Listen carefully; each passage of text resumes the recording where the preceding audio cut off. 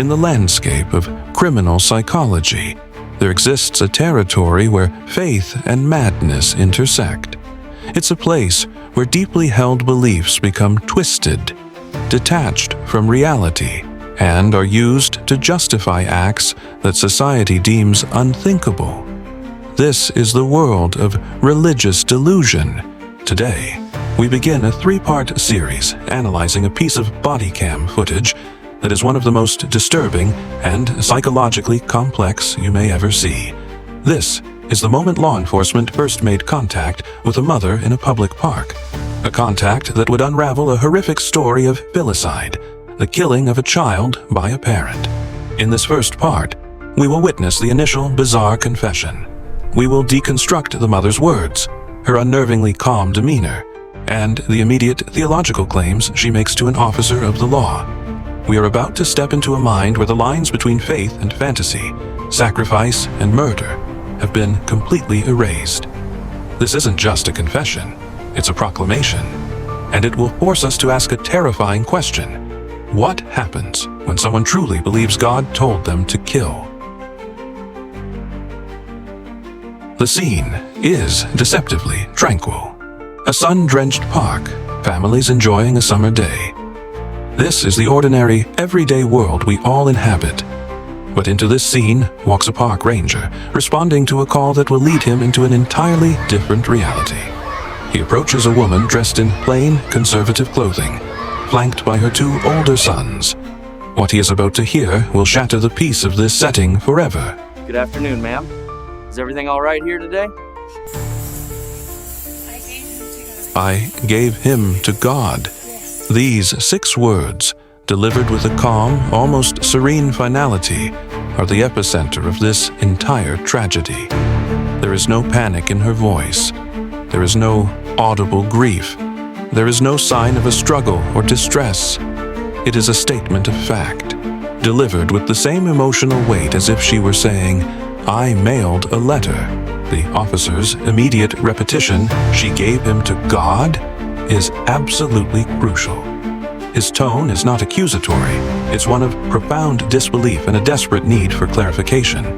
He is trying to translate her cryptic, religious language into the practical, grim vocabulary of his job. Police officers are trained to respond to crimes, to evidence, to victims and suspects. They are not trained to respond to a theological declaration that seems to hang in the air, completely disconnected from the laws of man and the normal spectrum of human emotion. This is our first jarring entry into the mind of this woman. She is not speaking the language of law or of common human experience. She is speaking the language of her own private, constructed reality. One where a horrific, violent act has been meticulously reframed as a holy and righteous sacrifice.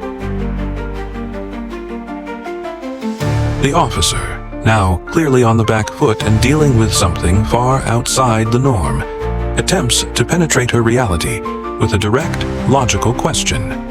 He is seeking a confession in terms he can put in a report, a confession of an act, not a belief.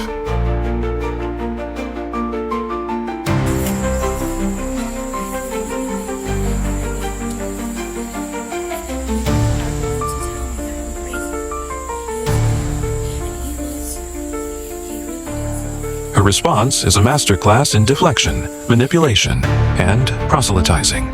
The officer asks, "What do you mean?" seeking a clarification of her physical actions. Instead, she offers a defense of her spiritual beliefs. Let's break down the layers of this statement. 1. My little one, and I gave him to God. She repeats the phrase like a mantra. This isn't a slip of the tongue, this is her rehearsed, solidified reality. It is the cornerstone of her entire psychological defense. 2. And people are going to tell me I am crazy. This is a brilliant and common tactic used by those with persecutory delusions. It's a preemptive strike. She's acknowledging and immediately invalidating any future challenge to her sanity.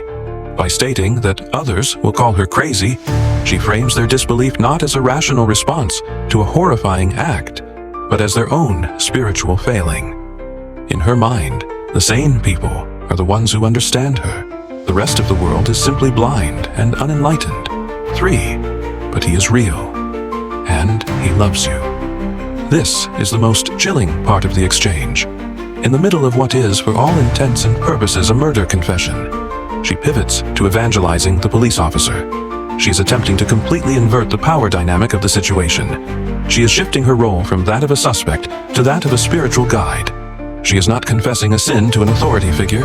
She is delivering a divine sermon to a potential convert. This reveals a profound psychological defense mechanism at play.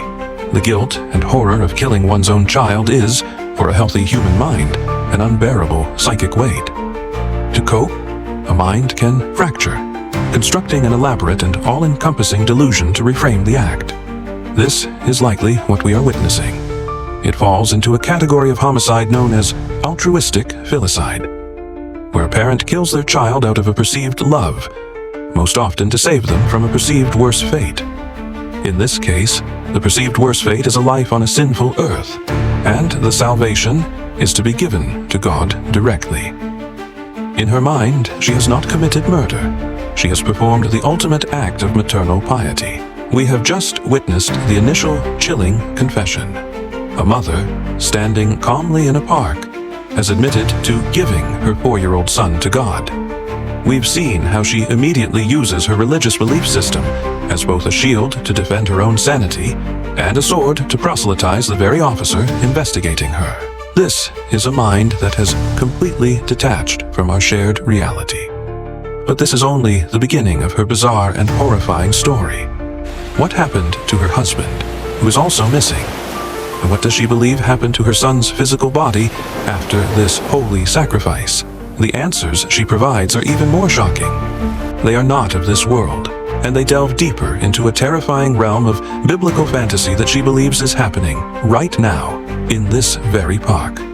In part 2, we will analyze her explanation of what happened next, a story involving a missing husband and a biblical tale that she claims has come to life in a public lake. Click the link on your screen to watch part 2, The Miracle and the Monster. You need to see this to believe it.